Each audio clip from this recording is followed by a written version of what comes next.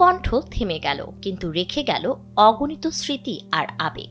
যে কণ্ঠ বহু বছর ধরে ভোরের আলোয় আর সন্ধ্যার নিস্তব্ধতায় ছড়িয়ে দিত আজানের ধ্বনি, সেই কণ্ঠের মালিক আর নেই। পবিত্র আল আকসা মসজিদের প্রবীণ ও জনপ্রিয় মুয়াজ্জিন শায়েখ নাজি আল কাজ্জাস ৬৬ বছর বয়সে ইন্তেকাল করেছেন। আল জাজিরার প্রতিবেদন থেকে জানা গেছে, শনিবার তিনি শেষ নিঃশ্বাস ত্যাগ করেন। 5+ স্টার রেটিং প্রাপ্ত দেশের সর্বোচ্চ বিদ্যুৎ সাশ্রয়ী ওয়ালটন এসি। স্মার্ট কমফোর্ট এখন নেক্সট লেভেলে। রোববার মসজিদ প্রাঙ্গণেই তার জানাজা অনুষ্ঠিত হয়। জেরুজালেমের বাব আল সিলসিলা এলাকায় জন্ম নেওয়া নাজি আল কাজ্জাস ছোটবেলা থেকেই আল আকসায় বেড়ে ওঠেন। আজান দেওয়া ছিল তাদের পারিবারিক ঐতিহ্য। আল কাজ্জাস পরিবার বহু প্রজন্ম ধরে এই দায়িত্ব পালন করে আসছে।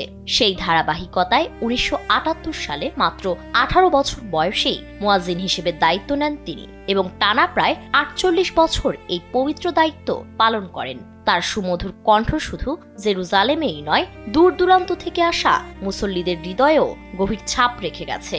তার আজান অনেকের কাছে ছিল আধ্যাত্মিক প্রশান্তির এক অনন্য অনুভূতি। মিশরের ধর্ম বিষয়ক মন্ত্রী ওসামা আল আজহারি এক শোক বার্তায় বলেন, নাজি আল কাজ্জাস তার পুরো জীবন আল আকসার সেবায় উৎসর্গ করেছেন।